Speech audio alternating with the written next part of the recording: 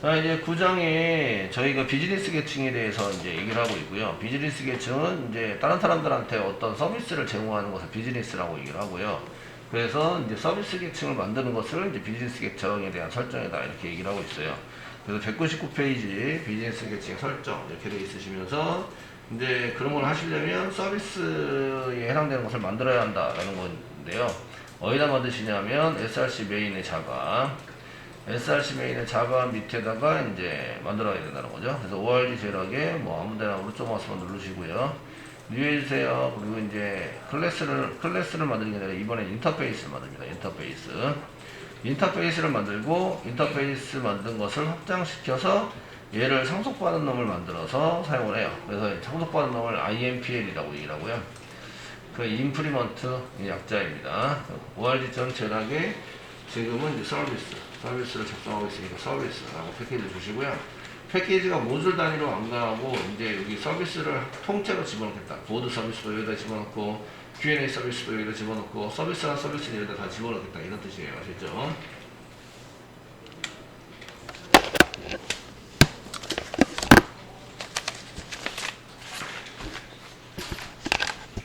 자, 그래서 서비스는 거기다 다 집어넣을 거고요. 이제 지금 현재는 이제 보드 서비스입니다. 그 클래스 인터페이스 이름이 보드 서비스.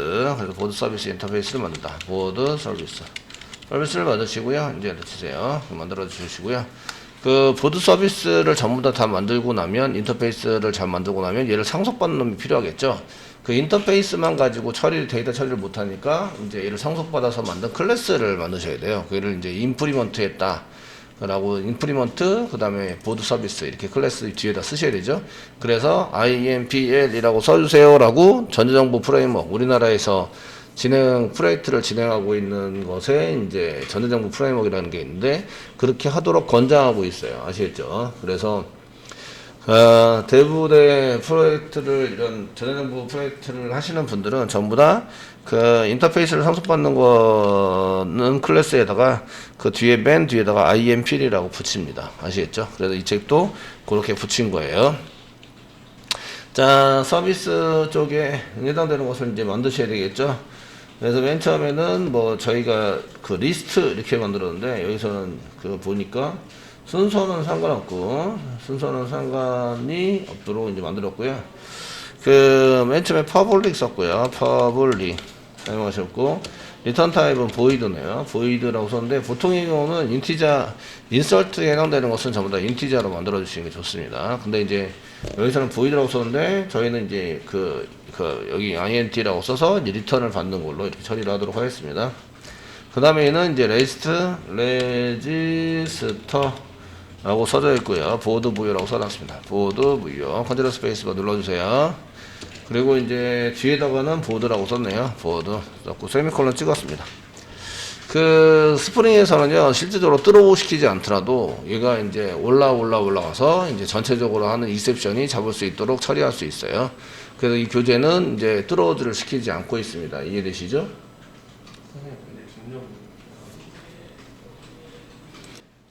저희가 이제 레지스터라고 하는데 이거는 이제 등록 이렇게 번역을 하면 등록이라고 번역할 수 있으시고요. 이거는 이제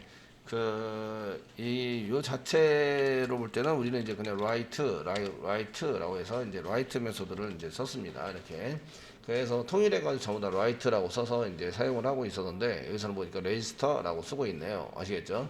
영어가 익숙하지 못하신 분들은 영어를 번역을 하고 제가 뭐지? 라는 것을 이제 잘 생각을 하셔야 된다. 아시겠죠? 그 라이터에 해당되는 것이고 여기 보시면 이제 또 한 가지 그 특징은 이제 뚫어즈가 없다 이런 거죠. 뚫어즈가 없다. 그 뚫어즈가 없어도 그 예외가 발생이 되면 스프링 예외 처리하는 쪽으로 가도록 되어져 있어요. 설계가 스프링 자체가 지금 저희는 서블릿 할 때는 뚫어즈를 전부 다 써가지고 했어요. 아시겠죠? 그리고 이제 실제적으로 클로즈를 만나게 하려면 우리가 이제 이 프로세서가 트레드 한 개가 끝나면 이게 열려있던 객체들은 다 닫게 돼 있어요. 걔네들이 이제 클로즈 시켜서 이제 종료가 되면 클로즈 시켜서 사용하세요. 그렇기 때문에 이게 그냥 내비둬도 클로즈는 됩니다. 클로즈는 되는데 우리가 이제 그 DAO 쪽에 해당되는 이제 매퍼 쪽을 빠져나오면서 바로 클로즈 시켜주세요. 이런 거를 이제 쓰시려면 트로즈 쓰시는 게 좋고요. 지금 우리가 DAO를 짜고 있지 않고 그냥 매퍼에서 다 실행되고 있기 때문에 그 트로즈를 굳이 쓸 필요는 없어요. 아시겠죠? 이렇게 해서 하시고 트로가 없더라도 이거죠. 없더라도 이제 스프링 예외 처리로 가게 됩니다. 스프링 예외 처리해 놓은 어드바이스 쪽, 우리가 어드바이스를 선언해서 쓰잖아요. 예외 처리 어드바이스 쪽으로 가게 된다 이거예요. 이해되시겠죠? 그렇게 설계되어 있기 때문에 저희가 이제 예외를 그렇게 신경 쓰지 않으셔도 돼요. 그래서 이제 우리가 이게 예외가 발생되면 누가 잡지를 이제 그 처리하기 위해서 이거 컨트롤러가 잡아야지. 컨트롤러 쪽에서 잡아서 그 우리가 서블리 쪽에서 잡아서 전부 다 처리를 해야지라고 해서 이제 트로즈를 다 시켰어요. 아시겠죠? 이해되시나요? 원래 트로즈를 그 서블리 프로그램 작성을 하시면 트로즈를 시키는 게 맞아요. 이해되시죠? 근데 지금 현재는 이제 그렇게 안 하고 있다. 이유는 이제 스프링 구조가 이렇게 트로즈를 사용하지 않더라도 예외가 발생되면 저희가 어드바이스를 선언해 놓은 경우에 어드바이스 쪽으로 가게 만들어져 있기 때문에 그렇다. 아시겠죠? 근데 이제 클로즈나 이런 걸 생각하신다면 그냥 그 트라이 캐치를 쓰시는 게 좋습니다. 아니면 트라이 캐치 쓰시고 트로즈 쓰시고 하시는 게 자, 어쨌든 간에 이렇게 쓰시고요. 그래서 이제 레지스터가 라이트다. 우리가 얘기하는 라이트다. 라는 얘기고요. 그 다음 퍼블릭 한 개 더 만들었습니다. 이게 그 주석 써놓고 하다 보니까 퍼블릭 하시고 보드 부여를 가져오는 보드 부여에 해당되는 것을 리턴 받아서 가져오는 get이라는 걸 썼네요. get. 그래서 long 타입의 비넘버를 가져왔고요. 이렇게 가져왔는데 요거는 뭐에 해당이 될까요? 요거는 이제 저희가 할 때는 그냥 뷰에 해당이 됩니다. 글보기. 아시겠죠? 글보기에 해당되는 거다라는 것을 이제 알고 계셔야 돼요. 그래서 get이라고 써야 한다. 썼다라는 얘기죠. 이해되시겠죠? 예, 그래서 메소드가 조금씩 틀리니까 틀린 내용을 잘 확인해 가면서 쓰세요. DB 쪽이랑도 조금 틀려요. 얘네들이. DB 쪽도 좀 틀려서 이제 사용하시는 게 자, 이제 내용들을 여기 퍼블릭 쓰시고 메소드 쓰시고 하는 것들은 다 똑같은데 예, 여기 보시면 뭐 불리엔 모디파이인데 불리엔이에요. 퍼블릭. 원래 퍼블릭 쓰시고 이제 수정을 하면은 리턴 타입이 뭐일까요? 수정을 했어요. 리턴 타입. 데이터베이스 수정을 했어요. 그러면 리턴 타입이 뭐죠? 예, 인티자입니다. 인티자로 쓰시는데 여기는 불리엔이라고 썼어요. 이제 불리엔이라고 써서 쓰는 것은 그 1이라서 하면은 true를 보내고요. 1이 아니면은 false를 보내는 거죠. 그래서 true냐 false냐에 따라서 수정이 됐다 안 됐다 이런 것들을 이제 확인하기 위해서 그 원래는 인티자입니다. 아시겠죠? 그래서 modify라고 써놨어요. modify가 수정 이런 뜻입니다. 여기는 보드 부여에 해당되는 데이터를 가져오게 되고요. 보드라고 써놨습니다. 세미콜론 쓰시고요. 저희가 이제 쓸 때는 업데이트라고 써놨다. 업데이트. 이렇게 무슨 메소드랑 매칭이 된다. 이건 좀 아시면 이제 보기가 좀 편하시겠죠. 되시겠죠? 그 다음에 퍼블릭 쓰시고요. 리턴 타입은 불리엔. 이 불리엔이 아니고 원래는 인티자입니다. 인티자인데 불리엔 써놨고요. 리무브 이렇게 써놨고 롱 타입의 넘버를 넘겨라. B넘버네요. B넘버를 넘겨라. 이렇게 해서 세미콜론 찍었습니다. 리무브는 우리가 쓸 때는 델리트죠. 델리트 삭제입니다. 델리트 메소드를 이용해서 쓰셨고요. 그 다음에 이제 퍼블릭 마지막입니다. 퍼블릭 쓰셨고 리턴 타입은 리스트입니다. 리스트 util에 이제 보드 부여가 담겨져 있는 리스트이고요. 그 다음에 그 메소드 이름은 getList 가로 열고 세미콜론 이렇게 해서 썼습니다. 실제적으로는 페이징 처리를 위해서 사용하는 이제 객체를 이쪽에서 넘기셔야 되는데 넘겨서 사용하셔야 되는데 그걸 넘겨서 쓰지 않고 현재는 그냥 전체를 불러오는 거죠. 그래서 여기 페인 처리하는 것을 넘기지 않았던 얘기는 일단은 전체를 불러오는 거다. 요거는 이제 그냥 저희는 할 때는 리스트라고 했어요. 똑같은 메소드가 하나도 없네. 예. 저는 이런 걸 별로 좋아하지 않아요. 지금 데이터베이스에서 처리하는 메소드와 그 밖에서 보는 비즈니스 쪽에서 보는 메소드들이 틀리잖아요. 여기 이쪽 매퍼 쪽에 보시면 매퍼입니다. 매퍼에 해당이 되고요. 지금 매퍼의 그 메소드하고 이쪽 비즈니스 쪽에서 보는 메소드하고 같은 게 없죠. 같은 게 없어요, 현재. 이해되시죠? 예, 그러니까 호출해야 될 메소드도 틀린 거예요. 여기 모디파이를 할 때는 이제 업데이트를 불러서 처리를 해야 됩니다. 이해되시죠? 되시나요? 네, DB 처리한 거하고 서비스 쪽에서 처리하는 거하고 틀리다는 얘기예요. 이게 이름이 틀려요. 이름이 뭐 같은 거는 뭐 여기는 get이라고 썼는데 여기는 read라고 썼고, 그 다음에 여기는 그 register라고 썼는데 얘는 insert라고 사용했고, 그 다음에 여기 get list는 여기 get list, get list 하나 똑같네요. get list 하나 똑같고. 되시겠습니까? 네, 저는 이런 거 굉장히 싫어한다고요. 아시겠죠? 예, 헷갈려요. 자꾸 보다 보면은 이게 헷갈리게 되어 있습니다. 그래서 연결을 계속 해야 되고 되게 힘듭니다. 아시겠죠? 그래서 이렇게 코딩하는 것을 이제 바람직하지 않다라고 생각을 하는 사람 중에 한 명인데, 이 책에서는 서로 다르게 일단은 서로 틀린 거니까 얘는 DB 처리고 요거는 DB 처리가 아니라 사용자가 보는 그 처리문이다 라고 생각을 하고, 요건 데이터베이스가 보는 처리문이다 라고 생각을 해서 이렇게 짠 거예요. 그렇다 할지라도 맞춰주시는 게 좋을 것 같다. 제가 볼 때는 프로젝트 할 때는 실제적으로 맞춰주시는 게 좋으실 것 같아서요. 이렇게 만들어 놓으시고요. 이 인터페이스에 맞는 이제 그 메소드 처리하는 것을 이제 하셔야 되겠죠. 그래서 이제 저희가 얘를 구현해 가지고 구현해 사용하는 것을 이제 만드셔야 합니다. 만들어서 사용하셔야 되고요. 자, 쓰실 때에 요거 지금 서비스니까 여기 보드 서비스 IMPL로 해서 요 패키지, 그거는 동일한 패키지에다 뉴 하신 다음에 이번에는 클래스를 만듭니다. 클래스를 만드시고요. 이제 서비스 패키지인데 요거 지금 그 보드 서비스를 상속받을 거예요. 그러니까 보드 쓰시고요. 서비스 쓰시고요. IMPL이라고 써라. I는 대문자, MPL 이렇게 써라. I 대문자고요. IMPL이라고 써라. 이렇게 써라 했던 게 그 왜 이렇게 자꾸 붙이시냐면, 책들도 그 우리나라의 그 이 프로젝트를 개발하려면 전자정보 프레임워크라는 걸 써야 되는데, 그 전자정보 프레임워크에서 이렇게 쓰도록 권장하고 있어요. 아시겠죠? 그 인터페이스를 보시면 그 뒤에 이제 걔를 상속받고 있는 놈은 IMP라고 써라. 즉 여기 인터페이스에 지금 방금 전에 만들었던 보드 서비스에 해당되는 요 인터페이스를 상속받게 만들어라. 이렇게 이런 얘기입니다. 상속받아서 구현한 그 클래스다 라는 얘기고요. 그래서 여기를 피니시 누릅니다. 누르시면 이렇게 나오게 돼 있어요. 아시겠죠? 이제 매퍼는 닫아 놓을게요. 그래서 서비스하고 이제 매퍼가 있는데, 이렇게 상속을 받으면 이 서비스가 갖고 있는 모든 메소드들을 구현할 수 있도록 기본 구조를 이렇게 만들어 줍니다. 기본 구조를.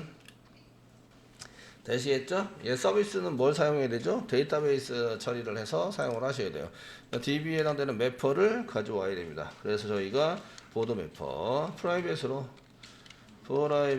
선언했는데, 프라이빗 여기다가 이런 프라이빗 쓰시고요. 그 다음에 보드 매퍼라고 쓰시고요. 보드 매퍼.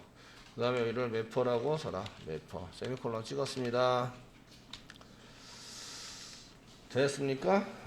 근데 위에 그 오토와이드나 인젝트 뭐 이런 어노테이션이 없다. 여기 위에 보시면 그 저희가 써야 될 것 중에서 골뱅이 어노테이션입니다. 골뱅이 오토와이드나 인젝트, 골뱅이 인젝트, 그 다음에 골뱅이 뭐 세터 뭐 이런 게 없어요. 세터가 없다 하시면, 이제 요거는 그 오토와이드나 인젝트나 세터는 전부 다 세터로 쓰는 프로퍼티 방식의 데이터 DI 전달입니다. 요거는 이제 그 데이터 전달하는 게 일단 프로퍼티가 세터입니다.